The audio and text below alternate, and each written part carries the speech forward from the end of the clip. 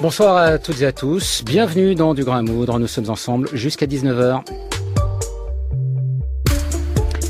Au début de ce millénaire, un institut américain publiait une liste de problèmes mathématiques non résolus, promettant à ceux qui seraient capables de les résoudre une récompense d'1 million de dollars.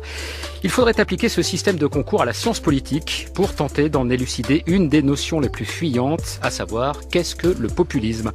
Non pas que personne n'ait trouvé le moyen de répondre à cette question, bien au contraire, c'est la profusion de réponses qui rend sa définition insaisissable. Et plus le populisme progresse, plus le mystère s'épaissit. S'agit-il d'un style, d'une idéologie, d'un instrument de conquête ou d'exercice du pouvoir? Est-il plutôt de droite ou plutôt de gauche? Fait-il courir un risque à la démocratie ou bien la régénère-t-il? Question qui continue d'être débattue.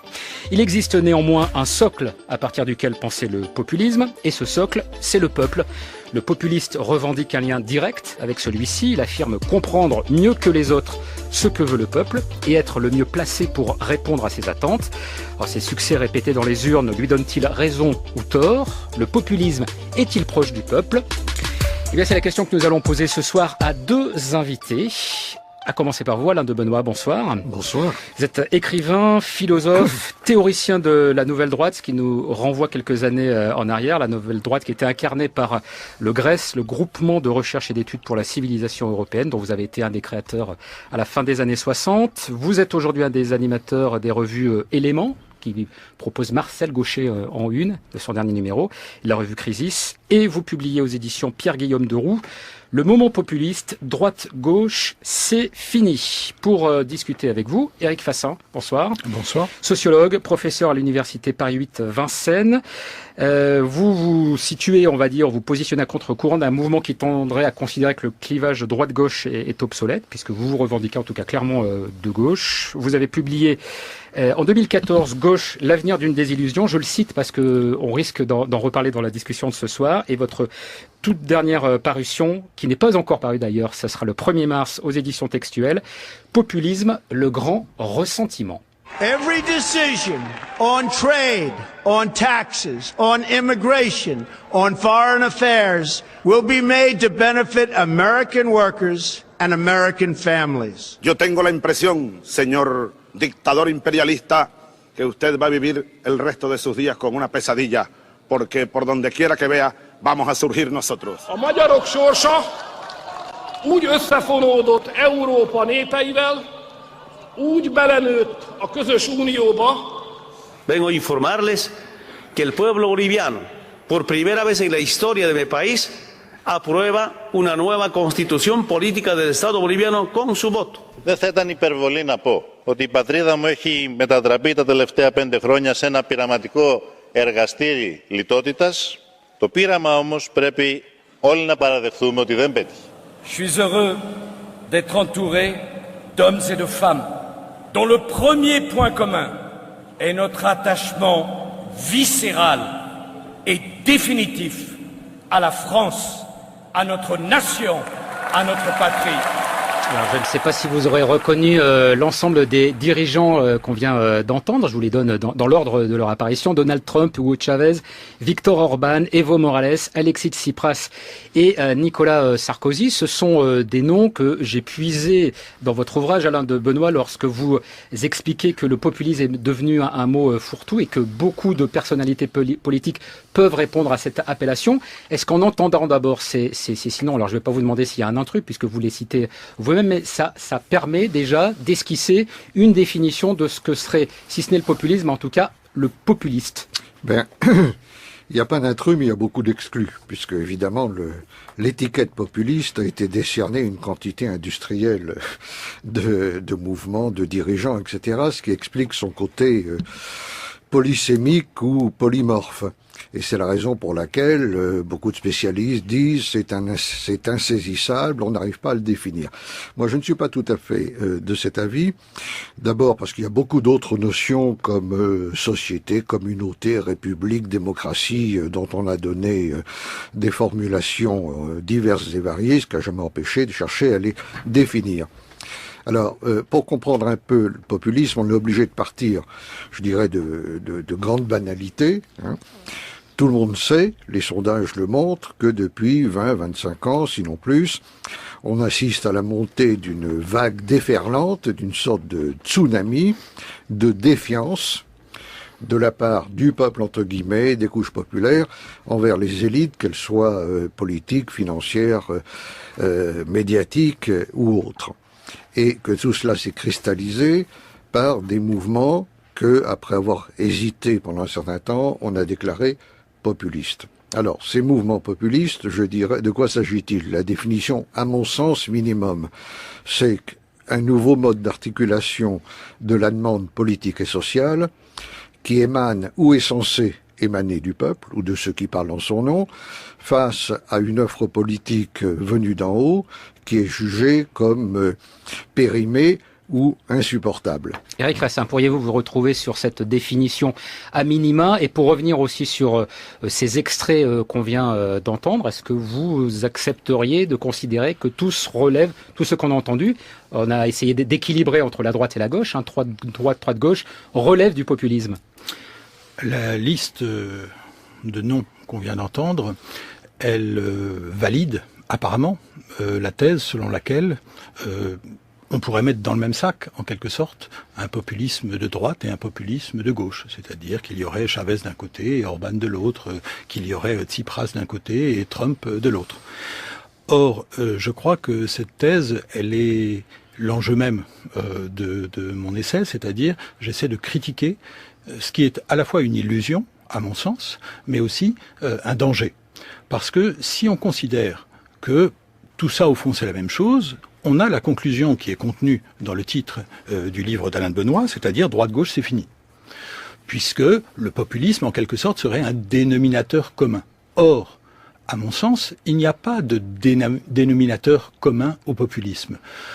Je compare à la formule de Wittgenstein, c'est-à-dire, au fond, c'est une famille de familles. Derrière ce substantif, eh bien, il n'y a pas une substance. Le populisme, c'est un mot. Ça ne veut pas dire que c'est un concept. Je crois qu'il est souvent utilisé en jouant de cette ambiguïté entre le mot et le concept. Or, à mon sens, c'est dangereux parce que toute l'explication en découle. Lorsque, par exemple, dans le livre d'Alain de Benoist, on voit les causes du populisme, eh bien, on va voir en premier l'immigration. C'est la première des trois causes, il y a ensuite l'Europe et il y a ensuite la mondialisation.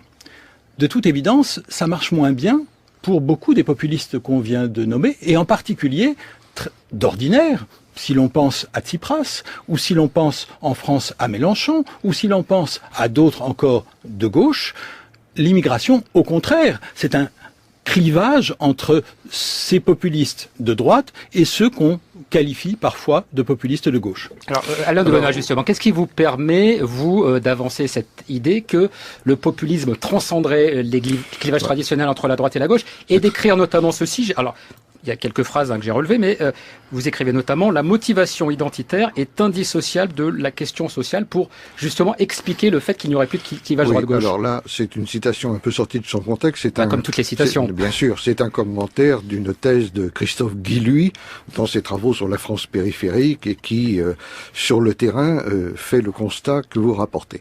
Maintenant, qu'est-ce qui m'autorise à parler du populisme comme un phénomène global? C'est d'abord que tous les chercheurs en sciences politiques se sont engagés dans cette voie depuis les travaux pionniers de Margaret Donovan dans les années 60 et plus récemment les travaux de Guy Hermet, de Marco Tarqui, de Vincent Coussedière et de bien d'autres.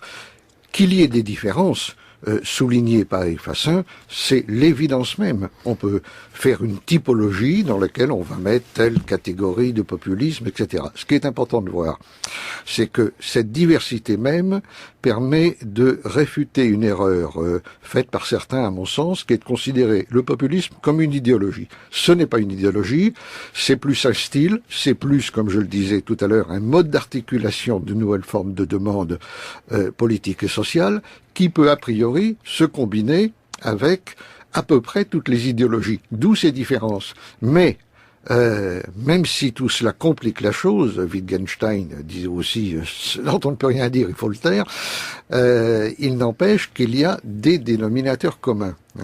Et le dénominateur commun, c'est que ces mouvements, avec toutes leurs particularités, attirent vers eux des électeurs qui se détournent des partis classiques, dits partis de gouvernement. Avec, dites-vous, une forte capillarité entre la gauche, la droite, oui, voilà, des mouvements. C'est un autre aspect des choses. C'est très intéressant de voir que dans quantité de pays, la montée de ces mouvements qu'on appelle populistes a entraîné déjà une transformation totale du paysage politique. En Italie, le Parti communiste et la démocratie chrétienne, c'est déjà de l'histoire ancienne. En Grèce, la montée de Tsipras et de Syriza a éliminé le PASOK. On voit bien qu'en Italie, il se passe des choses un peu comparables, également en Espagne avec Podemos.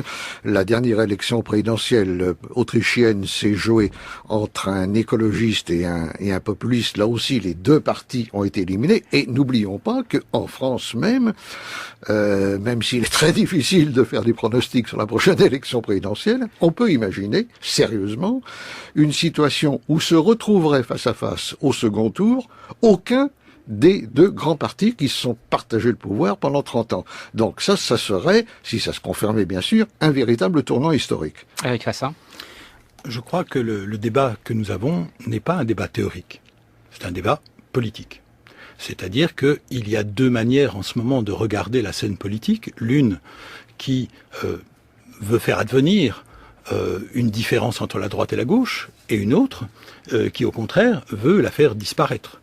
Donc, je crois que, pour ma part, très clairement, je pense qu'il est important pour la démocratie qu'il y ait une opposition entre la droite et la gauche. Parce qu'il est important qu'il y ait une alternative. À mon sens, c'est tout l'enjeu de la critique du néolibéralisme.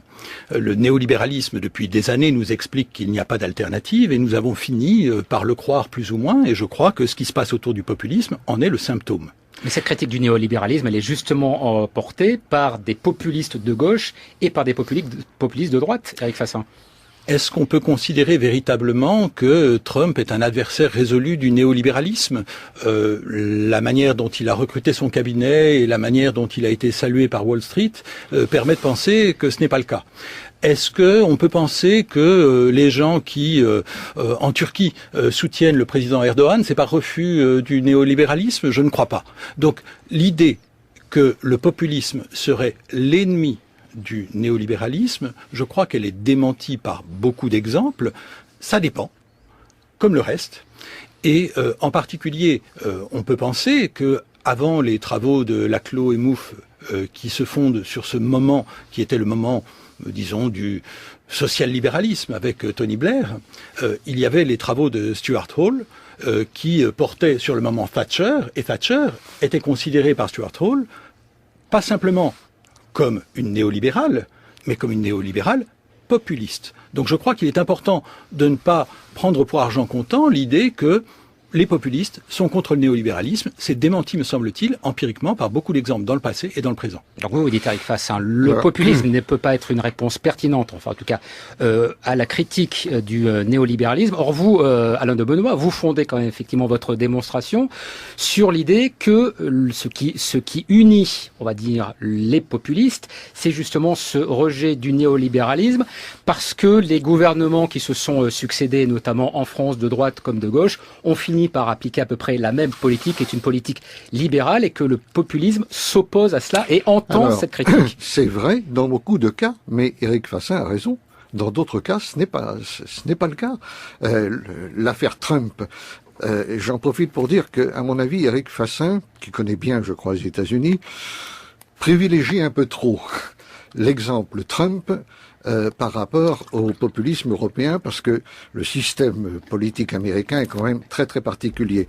Mais je suis tout à fait d'accord pour dire que Trump n'est certainement pas un ennemi du néolibéralisme, et c'est la raison pour laquelle je distingue très rigoureusement le phénomène Trump, c'est-à-dire ce qui a permis son élection, et le personnage Trump, même chose pour Erdogan et quelques autres. Maintenant, il y a l'autre aspect de ce que disait Éric Fassin, c'est-à-dire que il est important de ne pas perdre de vue qu'il existe une droite et une gauche. Le problème, c'est que D'abord, quand on dit ça, il faut évidemment donner une définition minimale. Qu'est-ce que c'est pour vous la gauche? Qu'est-ce que c'est pour vous la droite? Et alors là, on rentre dans des discussions byzantines. On a déjà du mal à définir le populisme. Qui pourraient nous emmener jusqu'à demain matin. Deuxièmement, il y a le fait qui nourrit précisément le populisme, c'est que les gens voient de moins en moins la différence entre la droite et la gauche. Ils voient des gouvernants de gauche faire une politique de droite, on vient de le voir, des gouvernements de droite faire une politique de gauche. Vous avez aujourd'hui, comme les familles sociologiques tendent à se dissoudre, des gens qui ont voté alternativement pour un peu tous les partis, en étant toujours d'ailleurs perpétuellement déçus. Et c'est évidemment cela qui redonne un certain élan au populisme et qui amène à virer tous ces partis de gouvernement qui prétendent proposer des alternatives au nom de la droite ou au nom de la gauche et ne résolvent jamais aucun problème. Éric Fassin, est-ce qu'on ne peut pas mettre au crédit du populisme que d'avoir été capable de détecter, peut-être avant d'autres mouvements politiques plus traditionnels, la perception qui peut être celle d'une part de plus en plus importante des électeurs, justement, de ce gommage des clivages. Même si ces clivages existent encore, ils ne sont peut-être plus perçus de la même manière qu'ils l'étaient auparavant. Et le populisme, justement, a réussi à capter cette perception-là. L'illusion du consensus dont parle Chantal Mouffe, c'est un point sur lequel, je crois, tout le monde sera d'accord et en substance, et c'est ce que j'avais essayé de développer dans le petit livre dont vous rappeliez la parution en 2014 sur Gauche, l'avenir d'une désillusion. Donc oui, bien sûr, en France, on ne peut pas dire effectivement que les gouvernements successifs sous François Hollande aient contribué à faire croire aux gens qu'il existe une différence entre la droite et la gauche. De même, on peut penser que si Hillary Clinton a été battue aux États-Unis, c'est au moins en partie, parce que le Parti démocrate, et en particulier la ligne qu'après Hillary Clinton a incarnée, est une ligne néolibérale et une ligne qui n'est pas particulièrement de gauche en matière économique. De même pour l'Angleterre de Tony Blair, etc. Donc là-dessus, nous sommes d'accord. Donc le populisme, ça peut être une sorte d'alerte, c'est ça? C'est-à-dire de dire attention, voilà ce qui se passe, mais pas forcément une réponse adaptée aux problèmes qui se soulevaient. À partir du moment... Vous dites vous-même que l'une des causes de l'échec de Hillary Clinton aux États-Unis, c'est la dérive néolibérale du Parti démocrate. Absolument. Je n'ai aucun doute là-dessus, et de même que... en France ou dans bien d'autres pays. Absolument, sur ce point, il n'y a pas de désaccord. Si Trump, effectivement, n'est pas un grand adversaire du néolibéralisme, Mélenchon ou Pablo Iglesias en Espagne l'est tout à fait. Mais je crois qu'effectivement, il est important de se poser la question, dans quelle mesure est-ce que c'est un symptôme de l'effacement de cette disparition, ou dans quelle mesure c'est une arme pour combattre cette disparition. Si on est en train de dire il n'y a plus de différence entre la droite et la gauche, donc il faut la faire exister, c'est le point de vue que je défends, ou bien si on dit il n'y a plus de différence, donc il faut se tourner vers un populisme qui permettra de dire que l'opposition droite-gauche c'est fini. Ce sont deux postures politiques radicalement différentes, mais qui engagent ensuite des interprétations de ce qui est en train de se passer. La seconde posture n'est pas la mienne. Oui, alors justement, quelle est votre posture, Alain de Benoît? J'allais vous poser la question, c'est-à-dire, quand on lit votre livre, finalement, vous faites un diagnostic, mais vous n'apportez pas de réponse à la question qui serait la suivante, c'est-à-dire, est-ce que, finalement, le populisme ou les mouvements populistes sont les mieux à même de répondre aux questions qu'ils soulèvent? Là, j'ai envie de dire, vous vous mouillez pas vraiment là-dessus. Il faut d'abord, pour ceux qui nous écoutent, dire qu'il y a une certaine asymétrie entre ma démarche et celle d'Éric Fassin, qui n'est pas seulement une asymétrie d'opinion, bien sûr. Moi, j'ai fait un livre qui vise, grosso modo, à répondre à la question qu'est-ce que c'est que cet objet politique non identifié qu'on appelle le populisme. Mais ça ne veut pas dire que vous n'avez pas d'idée plus précise sur son utilité. D'accord. Attendez, je vais y revenir. On est d'accord avec l'analyse que je propose, on n'est pas d'accord, mais l'objet du livre, c'est celui-là. L'objet du livre d'Éric Fassin, tel que je l'ai compris, est un peu différent. C'est un discours d'un homme de gauche qui s'adresse à des partis de gauche et qui les met en garde contre ce qu'il considère être une illusion, c'est-à-dire le populisme de gauche. Et là, sont directement visés Chantal Mouffe, Ernesto Laclao, Mélenchon, qui est explicitement cité, sans doute aussi des gens qui ne sont pas cités, comme Christophe Guilluy ou Jean-Claude Michéa. Que je ne classerai pas forcément à gauche. Oui, enfin, ils ne sont pas non plus vraiment à droite. Hein.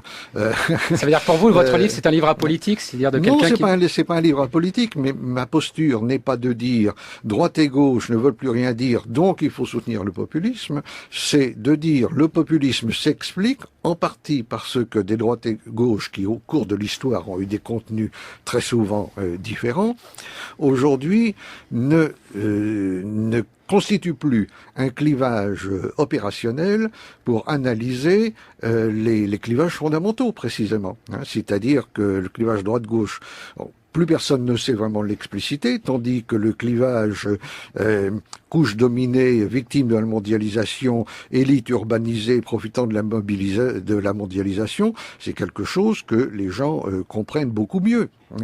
Éric Fassin, puisque vous vous êtes lu l'un l'autre, est-ce que dans le livre d'Alain de Benoît, vous voyez une analyse qui donnerait un certain crédit au mouvement populiste, ou bien est-ce qu'on est vraiment dans une asymétrie, comme le disait Alain de Benoît? À mon sens, encore une fois, partir du moment populiste, c'est-à-dire de l'effacement de la frontière entre droite et gauche, c'est ce qui permet d'arriver ensuite à l'idée que droite-gauche c'est fini. Donc, je crois que ça détermine la différence profonde entre nos analyses. Et ça peut vouloir dire que la droite, finalement, ça a fini par s'imposer? Eh bien, je pense qu'en tout cas, la question c'est, aujourd'hui, qu'est-ce qui se passe avec la constitution d'un populisme de gauche qui est discuté en France et plus largement en Europe aujourd'hui? Qu'est-ce qui se passe? On est en train de se dire, on ne va pas abandonner le populisme à la droite. Ça veut bien dire qu'on se pose la question d'aller sur un terrain qui est actuellement et depuis longtemps occupé par la droite. En France, on voit bien que c'est la question du Front National. Et que tout le monde s'interroge en se disant comment faire pour regagner ces électeurs qui sont tentés par le Front National, et en particulier ceux des classes populaires. Et c'est là que, pour ma part, je crois qu'il est important, si on veut, comme le propose à juste titre Chantal Mouffe, de rester dans une logique de gauche, eh bien, ce qu'on doit faire, à mon sens, ça n'est pas commencer par ces électeurs-là.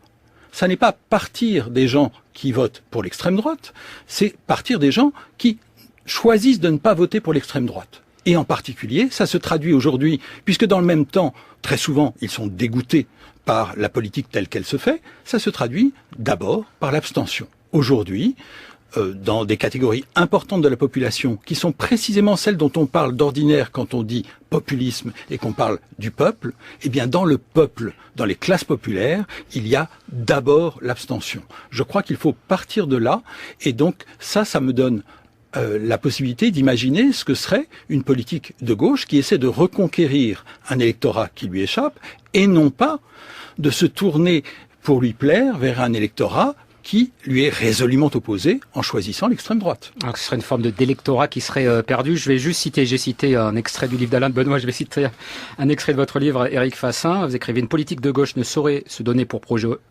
objet premier de sauver les brebis égarées, qui pourraient bien être des loups. On ne pourra pas transformer le ressentiment en révolte, ni la rancœur en indignation. Ça veut dire que ça, c'est une partie de l'électorat que vous considérez comme irrécupérable? En tout cas, ce que ça veut dire, c'est qu'on ne peut pas commencer par là. Si ces gens veulent se rallier ensuite à une politique de gauche, très bien.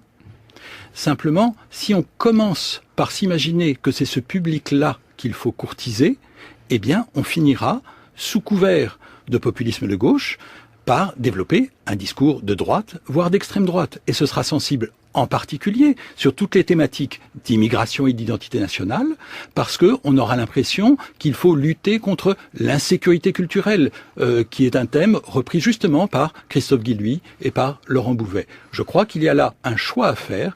Est-ce que c'est de là qu'on veut partir, ou au contraire, est-ce qu'on veut partir de ceux qui sont dégoûtés de la politique? Alors, même si ça n'est pas l'objet de votre livre, Alain Benoît, qu'est-ce que vous pensez de ça? Je trouve ça très intéressant, mais alors trois remarques. Est-ce que vous êtes d'accord? 3 remarques.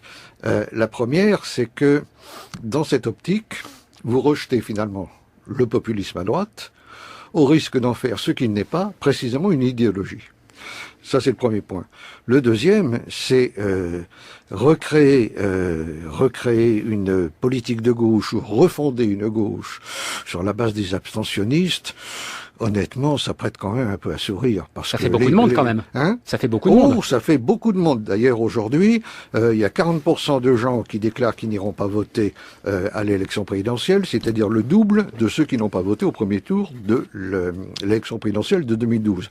Ça fait du monde. Mais vous expliquez que le peuple n'est pas un, le peuple des abstentionnistes n'est pas un non plus. Il est par définition difficile à cerner entre ceux qui ont voté, ceux qui n'ont jamais voté, ceux qui ont été perpétuellement déçus, ceux que la politique indiffère, etc. Et s'imaginer que si on mobilisait tous ces gens-là, ils se dirigeraient vers la gauche, je crois que c'est quand même une très grande naïveté, d'autant plus que tous les partis essayent de mobiliser les abstentionnistes. Et puis surtout, est-ce que vous ne pensez pas qu'il y aurait une naïveté à prétendre regagner les électeurs du Front National en leur proposant une politique de gauche?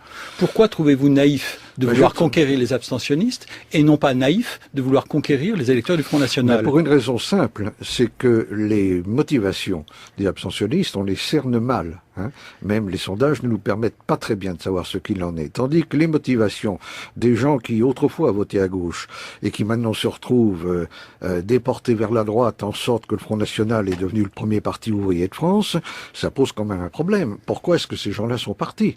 Hein, alors, vous faites remarquer à juste titre qu'ils ne votaient pas tous à gauche, c'est surtout vrai d'ailleurs dans le cas des jeunes, mais enfin il y en avait quand même des électeurs, n'est-ce pas, du Parti Socialiste, du Parti Communiste, qui ont foutu le camp pour savoir pourquoi. Il faut s'interroger sur les raisons.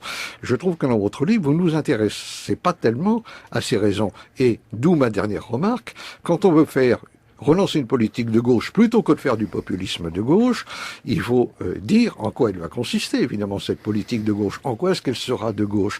Or, il y a une chose qui m'a beaucoup frappé dans votre livre, c'est qu'il y a un mot qui n'apparaît pas. Sauf erreur de ma part, il n'apparaît pas une seule fois. C'est le mot capitalisme. Alors, Éric Fassin. Or, une politique de gauche, à mon sens, si on veut véritablement revenir au fondement historique et théorique de la gauche, c'est une politique qui est fondamentalement anticapitaliste. Or, la dérive néolibérale dont nous parlions tout à l'heure, la communion de fractions de plus en plus grandes de la gauche avec le système du marché, la transformation de la gauche en partie des minorités, des droits individuels, etc. Bref, tous ceux qui ont abandonné le désir de révolution pour la révolution du désir, a amené tous ces gens-là à aller chercher ailleurs la défense de ce qui leur paraît, eux, essentiel. Alors on revient à cette critique qui est formulée à la gauche d'avoir trop privilégié les questions sociétales et pas suffisamment les questions sociales. Éric Fassin. D'abord, la raison pour laquelle je n'utilise pas le terme de capitalisme, c'est parce que j'essaie d'être plus précis en parlant de néolibéralisme pour essayer de pointer la différence qu'il peut y avoir entre néolibéralisme économique et libéralisme économique. Sur ce point, je m'inscris dans le sillage des travaux de la politiste Wendy Brown et aussi du philosophe Michel Ferrer. Donc ça n'est pas un refus de parler de l'économie, c'est une volonté d'en parler de manière plus précise, à mon sens en tout cas, c'est-à-dire en parlant en particulier des logiques particulières qu'entraîne la financiarisation. N'oubliez pas, juste un mot, n'oubliez pas que Wendy Brown utilise le mot libéralisme, et donc néolibéralisme, dans une acception qui n'est pas celle des Européens. Elle se réfère principalement à Foucault, qui est quand même européen, même certes, mais s'il a une influence internationale. Qui n'est pas connu pour être un adversaire résolu du capitalisme. C'est en tout cas peut-être le premier auteur qui ait analysé le néolibéralisme, puisqu'il l'a fait en temps réel au Collège de France. Donc je crois qu'en tout cas, puisque vous vouliez suggérer que je ne parlais pas d'économie, je crois que ça n'est pas le cas, et je l'avais déjà fait dans l'ouvrage précédent. Donc la question n'est pas là. C'est d'en parler en des termes un peu différents. Mais d'autre part, la raison pour laquelle, je crois, vous faites cette suggestion, c'est précisément parce que vous voulez mettre en scène, en quelque sorte, l'opposition entre social et sociétal. Or, c'est une opposition que, pour ma part, j'essaie de récuser depuis un certain temps, et pour une raison simple. C'est que quand, en fait, on nous dit que les gens comme moi, qui parlent des femmes, des minorités sexuelles, des minorités raciales, eh bien, ils s'éloignent du peuple, du vrai peuple, des questions de classe et des questions d'économie. Ça me paraît contredit par le fait que, d'abord, dans les classes populaires, il y a beaucoup de femmes, et que très souvent, les réformes économiques, eh bien, elles affectent les femmes différemment des hommes. Par exemple, lorsqu'on parle des retraites, on sait bien que les femmes sont affectées davantage par les réformes qui ont eu lieu depuis des années que les hommes. Et si l'on parle ensuite des minorités raciales, eh bien, ce qu'on voit en France aujourd'hui, c'est que les classes populaires sont en partie constituées de minorités non blanches, et que, à l'inverse, dans les minorités raciales, eh bien, il y a beaucoup de gens qui appartiennent aux classes populaires. Donc je crois que cette opposition est une opposition qui a une fonction idéologique très importante aujourd'hui, qui vise à dire qu'il y aurait les vrais problèmes d'un côté et les faux problèmes de l'autre, les problèmes économiques ou sociaux d'un côté et les problèmes sociétaux qui seraient simplement des problèmes symboliques. Je crois que c'est tout à fait faux. Cette opposition entre le social et le sociétal, elle a une fonction qui est de nous faire croire que, au fond, il faudrait éviter de parler de tout ça, mais dans le même temps, on nous parle constamment de l'insécurité culturelle, c'est-à-dire on nous parle constamment du symbolique, qui serait ce dont souffrent les classes populaires blanches. Quand vous parlez du libéralisme, d'ailleurs, Alain de Benoît, vous parlez à la fois du libéralisme économique et du libéralisme sociétal. Vous dites que ça relève exactement de la même chose. J'entends et je comprends très bien ce que dit Eric Fassin. J'ai l'impression simplement qu'il va dans l'excès inverse. Bon, il y a une phrase qui me choque beaucoup dans votre livre. Il n'y a rien qui me choque par ailleurs. Quand vous dites les électeurs des partis populistes de droite, ce ne sont pas des victimes dont il faudrait écouter la souffrance. Je veux dire, si quelqu'un disait les femmes sont des victimes dont il ne faut pas écouter la souffrance, les immigrés, les homosexuels sont des victimes dont il ne faut pas écouter la souffrance, ce serait un tollé et à juste titre.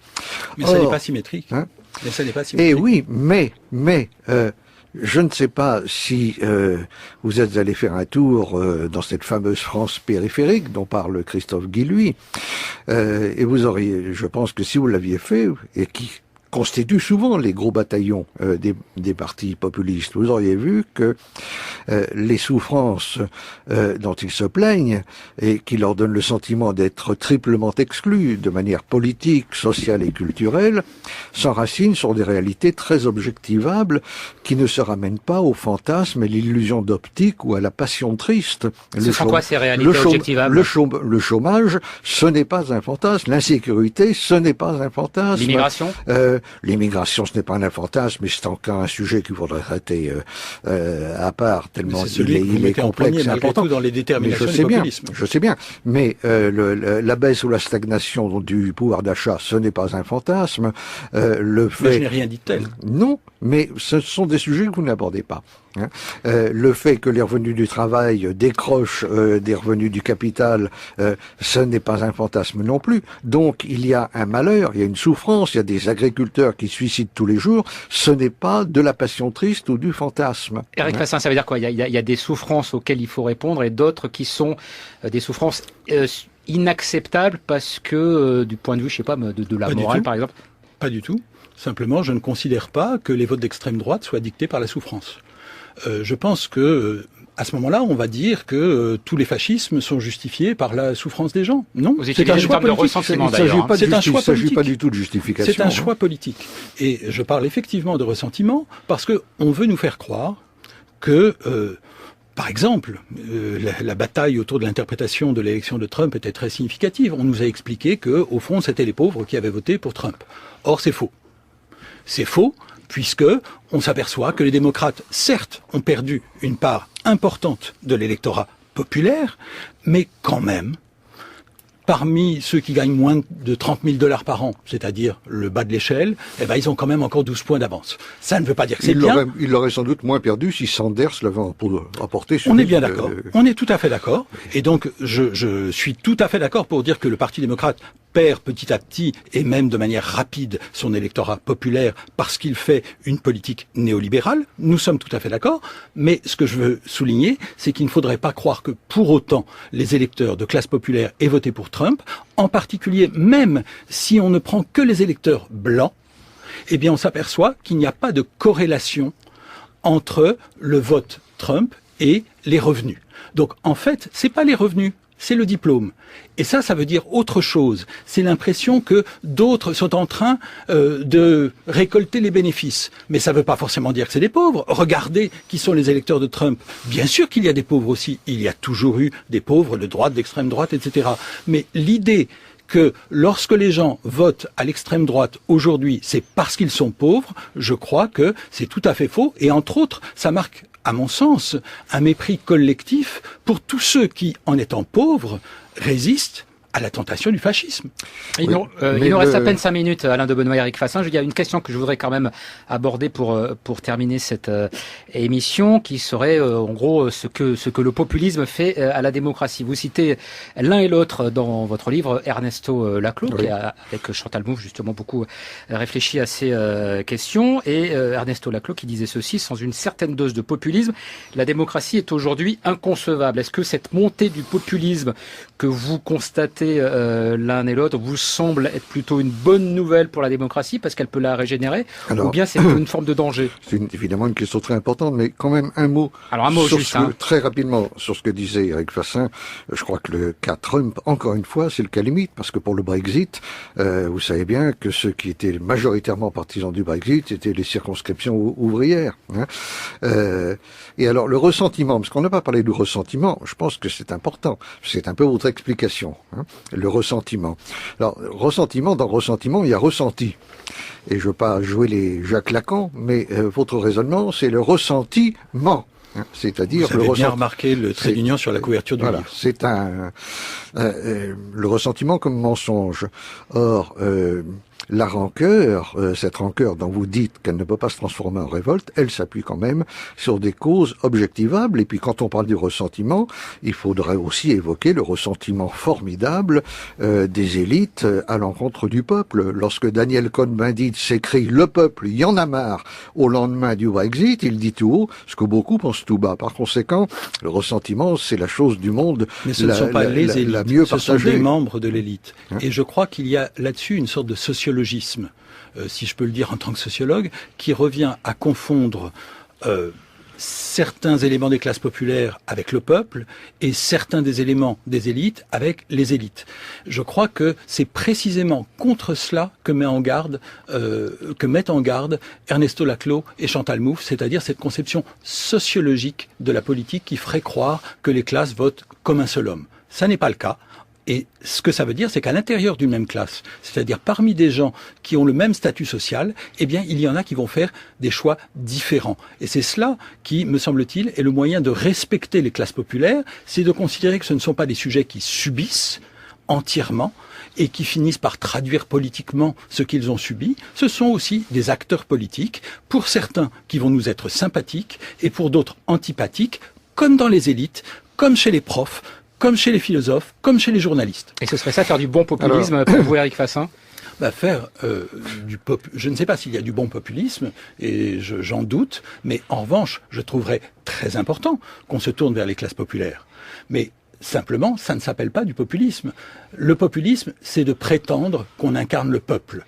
Et ça, c'est quand même en général une manière d'instrumentaliser la figure du peuple sans servir les classes populaires. Et Trump sera l'illustration parfaite de ce sophisme. Alors, vous n'avez pas de la démocratie, c'est effectivement un sujet essentiel. Bon, ça mériterait une émission supplémentaire. On va aller très vite parce qu'on arrive à la fin de l'émission. Il est évident que le populisme traduit un dysfonctionnement de la démocratie libérale, parlementaire et représentative. C'est tout le problème de la crise de la représentation. Les gens ont l'impression de ne plus être représentés. C'est la raison pour laquelle ils en tiennent pour des formes de démocratie plus directe, référendaire ou participative. Mais surtout, et au-delà de cela, on n'a pas beaucoup parlé de la démocratie. La démocratie, quelle que soit la façon dont on la prend, c'est quand même le peuple, la souveraineté populaire, le peuple comme détenteur de la légitimité du pouvoir et le peuple comme pouvoir constituant. Sauf que quand il s'en remet à des leaders populistes, ce sont en général des leaders autoritaires. Dans certains cas, pas nécessairement, car personnellement, je suis de ceux, je suis un vieux communaliste proudhonien, je suis de ceux qui croient que le peuple peut se gouverner lui-même, donc sans leader charismatique. Mais la question du peuple à décider par lui-même de ce qu'il concerne, la capacité du peuple à trancher sur les conditions de sa propre reproduction sociale et de détenir la souveraineté en République, c'est quand même cela qui tranche, que l'on envisage le peuple comme ethnos, comme démos ou comme plebs. Voilà, alors populisme fait-il du bien ou pas à la démocratie? Ça pourrait être l'objet d'une prochaine question et d'un prochain débat avec vous, avec d'autres invités. En tout cas, merci beaucoup à tous les deux d'avoir participé à cette discussion. Alain de Benoît, je rappelle, Le Moment populiste, droite-gauche, c'est fini aux éditions Pierre-Guillaume de Roux. Éric Fassin, ça sort le 1er mars aux éditions Textuelles. Populisme, le grand ressentiment. Je dois vous dire que ce tiré, je l'avais pas compris moi tout de suite. Donc voilà, vous m'avez éclairci sur. Ce n'est pas mon choix. Non mais c'est un choix assez subtil, je trouve. Merci en tout cas à vous deux, merci à toute l'équipe du Grain.